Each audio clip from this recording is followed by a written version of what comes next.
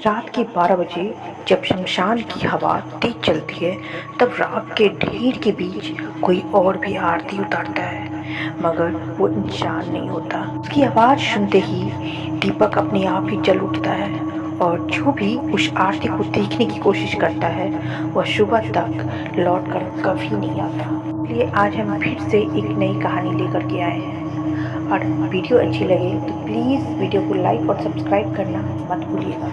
राजस्थान के दक्षिणी इलाके में बसा था एक पुराना गांव। मूर्धन, चारों तरफ बबूल के पेड़ और दूर दूर तक फैला वीरान। इस गांव की सबसे बड़ी खासियत थी उसका प्राचीन शमशान घाट। कहा जाता है कालधाम गांव के लोग इस शमशान की तरफ दिन में भी नहीं जाते। वहाँ एक अजीब सन्नाटा रहता है, हवा भी वहाँ भारी लगती है और रात को अक्सर वहाँ घंटियों और आरती की आवाज़ें आती है। गांव के लोग कहते हैं वो आरती किसी पंडित जी की नहीं बल्कि एक आत्मा की है।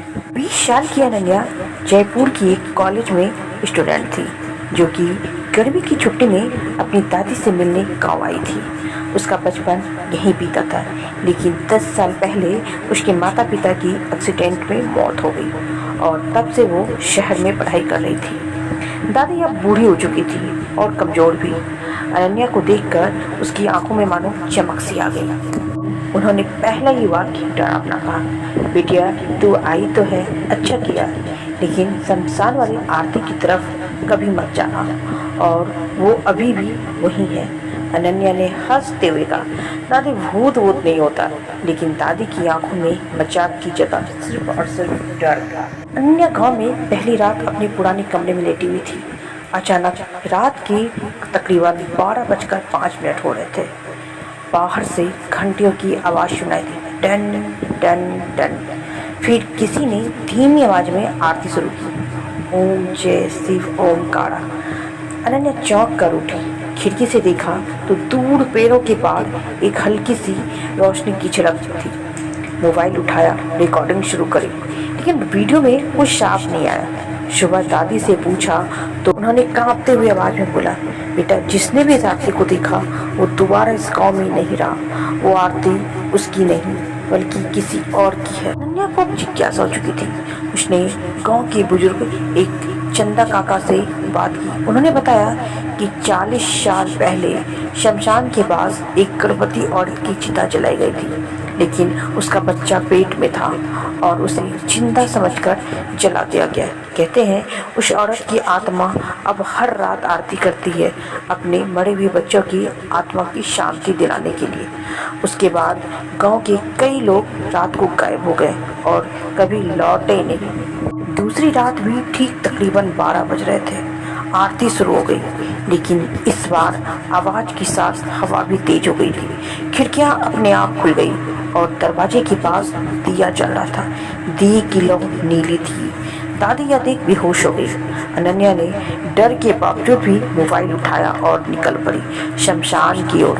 अकेली रात में अंधेरे में जान तक पहुँचते ही सब कुछ बदल गया।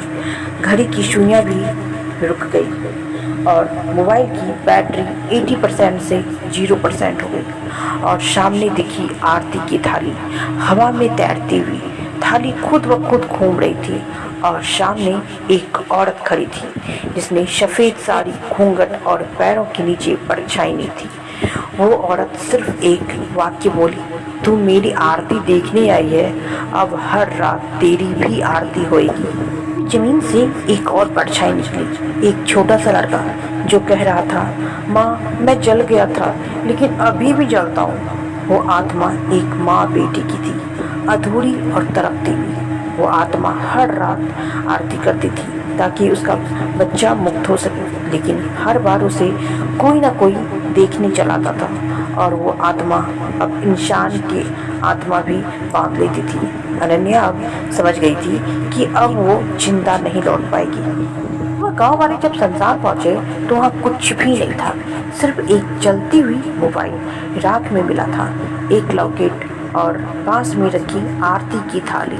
और उस दिन से 2 आरती की आवाज़ें आने लगी, पहली आत्मा और दूसरी अनन्या की। हे डियर, आपको ये कहानी कैसी लगी प्लीज़ हमें कमेंट्स में बताएं। हमारे वीडियो को लाइक और सब्सक्राइब करना ना भूलें।